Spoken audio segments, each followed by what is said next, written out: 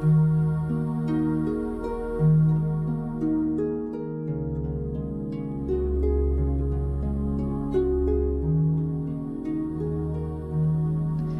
the heart of western North Carolina, next to the Great Smoky Mountains, is the village of Cherokee.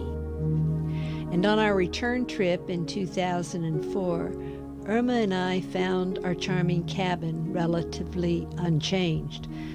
The rest of Cherokee, however, showed many signs of progress due to the financial profits from the casino.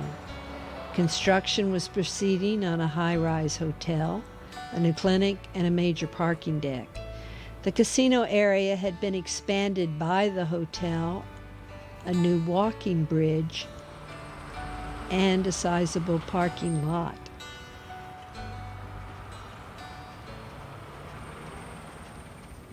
The Econo-Lofty Park also had several renovations, a new bridge, new picnic areas, more benches, and several new plantings. A path had been cut through the River Cane, providing a pleasant sanctuary for residents and guests. Fortunately, the talking trees still talk. Hello. I am the only member of the walnut family on the trail. People call me butternut or white walnut. I love to grow next to streams so you can see I'm happy here. I like to grow with other hardwood trees in our area, including black walnut, American beech, black cherry, basswood, and yellow poplar. I'm usually a medium-sized tree reaching 60 feet tall and 12 to 24 inches in diameter. Many of the shops and hotels had gotten a facelift and new signs. Solly Manor had a new front, new offices, and an addition to the dining hall.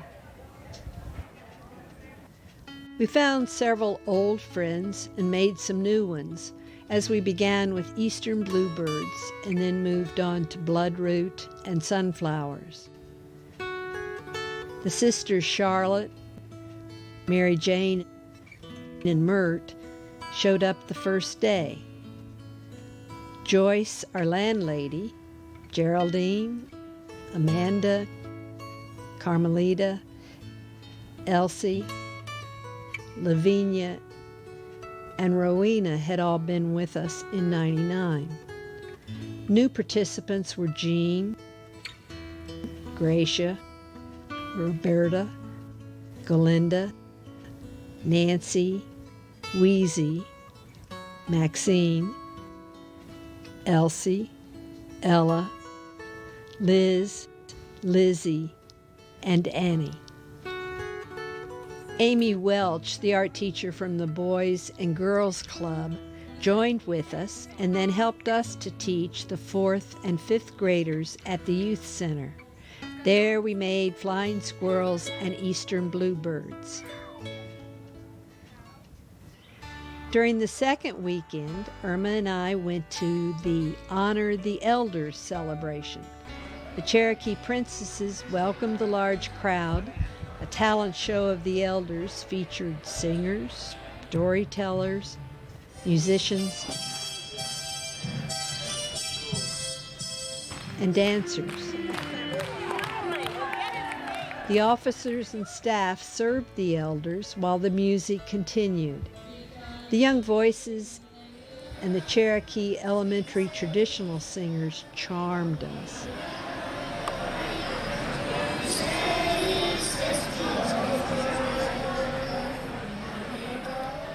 The Econo-Lofty River Boys inspired many to get up and dance.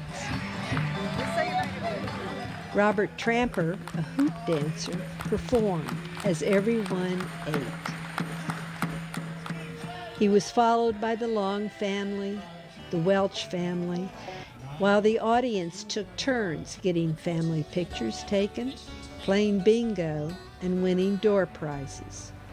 Chief Albert Crow welcomed everyone, and Bo Taylor from the Museum of the Cherokee Indian began the traditional friendship dance.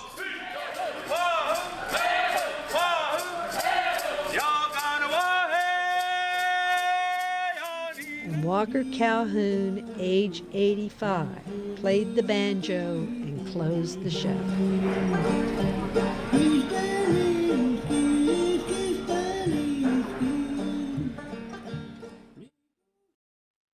After 5 hours of celebrating the elders, we took our leave and stopped at the Veterans Park, which honors all of the Cherokee who have served in the wars of this country. Next to the park was a world-traveling sculpture depicting a man on a turtle shielded by an eagle. The message was transformation through forgiveness. Back at Solly Manor and finishing up the sunflowers, we moved on to bear cubs and then adult bear heads. As we worked and chatted, everyone was invited to bring in their work for show and tell. Geraldine showed her dolls. Mert brought in her pine needle baskets. Mary Jane brought in her eagle from 1999 and showed off her quilt and dolls. Joyce described her note cards and handmade paper.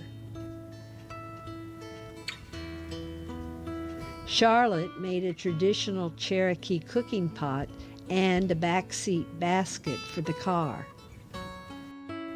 Back in the workroom, Wheezy moved on to the kingfisher. Joyce finished up her big bear head and frequently was giving advice to Roberta, who was working on her bear head.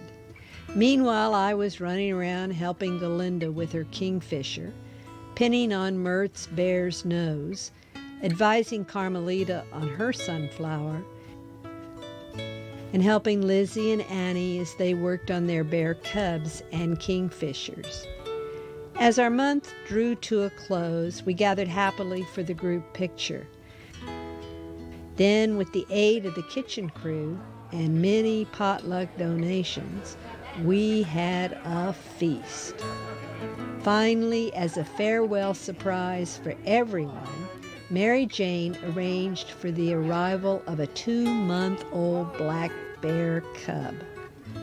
After much careful study, we decided that our fabric cubs were relatively close to the real one. And the next morning, Irma and I packed up and left as fishing season opened and people started lining the banks of the Oconaluftee River. There is a lot of good energy in Cherokee, and we had enjoyed our month. It was a time very well spent.